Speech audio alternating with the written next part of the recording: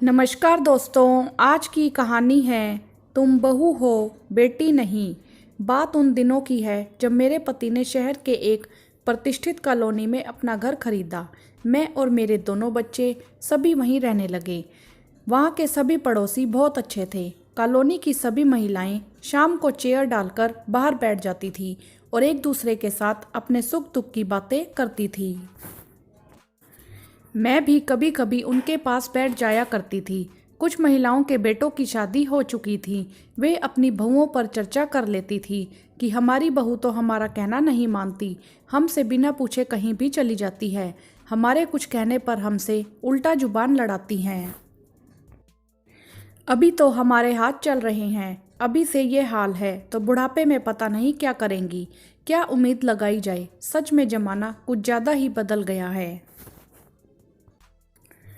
उन लोगों की टोली में एक राधिका आंटी बैठती थी। उनका बेटा भी शादी लायक हो चुका था। जब भी दूसरी महिलाएं अपनी बहुओं की बुराई करती, तभी वह आंटी बीच में उन्हें टोक देती। शायद आप अपनी बहुओं से अच्छा बर्ताव नहीं करती होंगी, तभी तो आपकी बहुएं आप लोगों का कहना नहीं मानती। देखना, जब मेरे बेटे की शादी होगी, मेरी बहू घर आएगी, तब मैं रख कर दिखाऊंगी आप सबको कि बहू को कैसे रखा जाता है। मैं तो अपनी बहू का पूरा ख्याल रखूंगी और जो भी वह करना चाहेगी सब करने दूंगी। जैसे मैं अपनी बेटी को प्यार करती हूँ, उसकी सारी जिद और इच्छाएं पूरी करती हूँ, ठीक वैसे ही अपनी बहू को भी पूरा सम्मान दूंगी, क्योंकि वह भी किसी की बेटी है ना। सभी मुंह बनाती हुई वहां से यह कहते हुए अपने घर चली जाती हैं कि जब तुम्हारी बहू आएगी तब देख लेते हैं कि तुम कितना प्यार देती हो अपनी बहू को। अगर किसी की अपनी बहू से निभ जाए तो अच्छा ही है, हमें क्या परेशानी है। कहना बहुत आसान है, लेकिन निभाना उतना ही मुश्किल होता है। कुछ समय के बाद आंटी के बेटे की शादी हो गई और उनके घर में भी बहू का आगमन हो गया। आंटी ने अपनी बहू के स्वागत और सम्मान में कोई कमी नहीं छोड़ी। दोनों सास बहू हर जगह साथ ही जाती, कभी बाजार, कभी मंदिर और कभी घूमने। मैं भी सोचती, आंटी जो कहा करती थी कि मैं अपनी बहू को अपनी बेटी के जैसे ही रखूंगी, सच में आंटी ने वही कर दिखाया।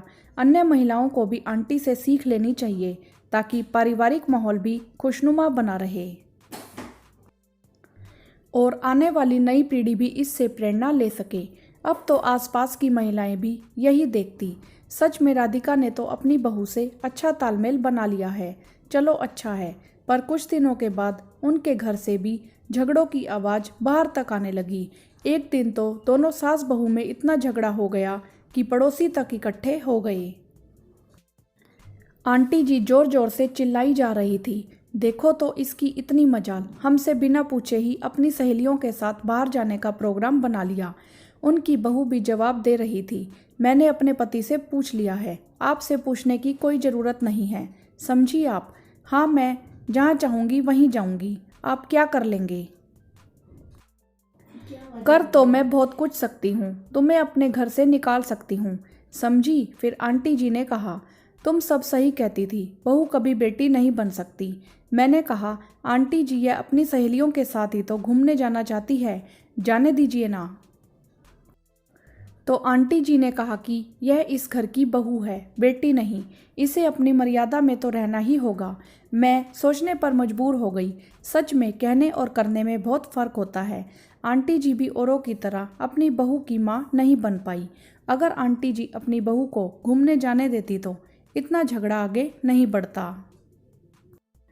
अगर हर बहू को बेटी जैसा प्यार मिले तो घर की खुशहाली में चार चांद लग जाएं। फिर ऐसा कोई कारण नहीं कि बहू अपनी सास को माँ ना समझे। हाँ तो दोस्तों, कहानी में आपने देखा कि आंटी जी ने कह तो दिया कि मैं अपनी बहू को बेटी जैसा प्यार दूंगी, अपनी बेटी जैसी आज़ादी दूंगी, लेकिन वह नहीं दे पाई। आखिर क्यों, ऐसा क्यों होता है? आपकी क्या राय है, आप हमें कमेंट करके ज़रूर बताएं। वीडियो को लाइक करें, शेयर करें और चैनल को सब्सक्राइब भी करें। धन्यवाद।